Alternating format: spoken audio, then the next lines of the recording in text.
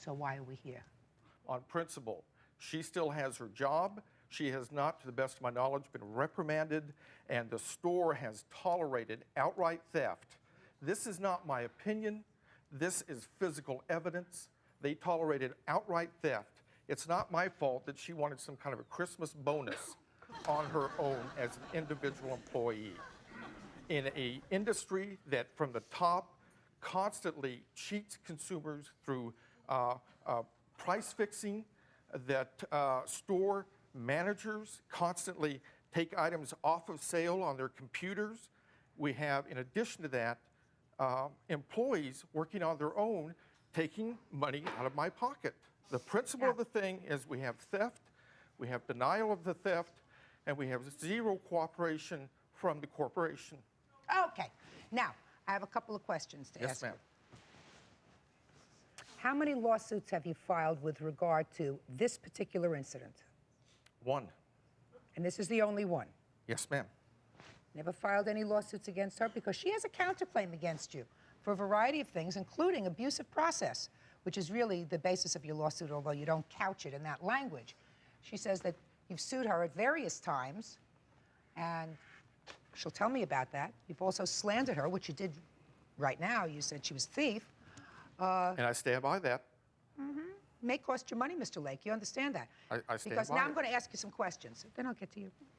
Okay? Fine. It was Christmas Eve. Yes, ma'am. Store was busy? Relatively so, yes. And there were a lot of people online waiting, which is why you went to the cash line? No, it was well staffed. They had a fair amount of employees waiting on people, so it was busy, but it wasn't real crowded, or there was not a long line. Okay. And you came to her, and what you said to her was, I have two 40s or a $50 bill.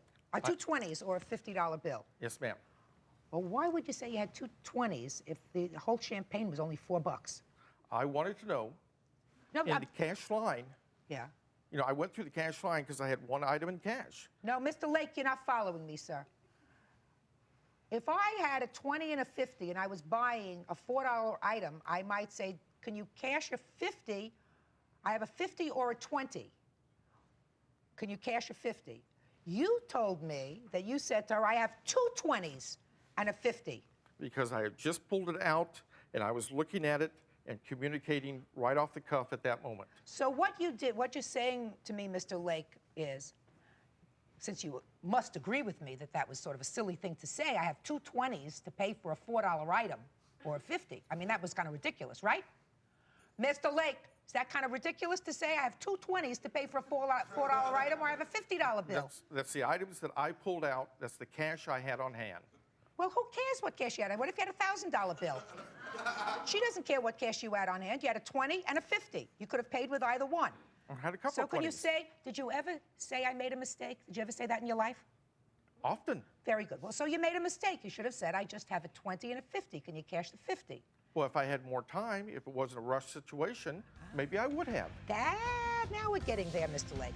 So you made a mistake because it was rushed, because you were taking out your money fast, because you had somebody waiting for you, and there were a lot of people behind you waiting to get checked out.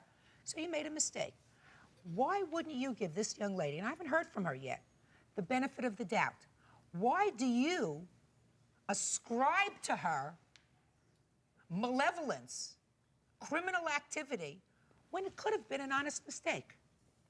That's a very good question. I'm waiting for your very good answer. Now you're taking time to think about it, Mr. Lake, because you're going to think about a good response to me. I can tell you right now, two good responses. Yes. Response number one, she counted back $50, not 40, in her count back. Number two, a few minutes later, she denies ever having the $50 bill in the first place.